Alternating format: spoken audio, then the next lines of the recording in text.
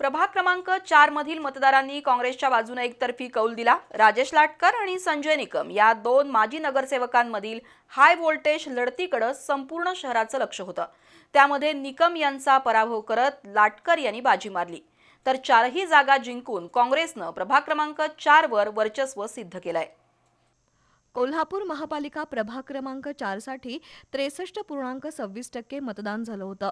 या प्रभागातून 19 उमेदवारांनी नशीब आजमावलं, मात्र या प्रभागानं काँग्रेसला एकतर्फी साथ दिली। प्रभाग क्रमांक 4 ड मध्ये राजेश लाटकर आणि संजय निकम या माजी नगरसेवकांमध्ये हाय व्होल्टेज लढत झाली।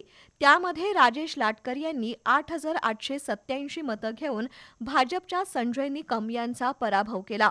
निकम यांना 4,811 मतं मिळाली। प्रभाग क्रमांक 4 अ मध्ये काँग्रेसच्या स्वाती कांबळे यांनी 8,106 मतं घेत शिवसेनेच्या शुभांगी भोसले यांचा पराभव केला। प्रभाग क्रमांक 4 ब मध्ये भाजप उमेदवार आणि माजी नगरसेवक दिलीप पोवार यांना पराभवाचा धक्का बसला। काँग्रेसच्या विशाल चव्हाण यांनी 7,920 मतं घेत दिलीप पोवार यांना धोबीपछाड केलं।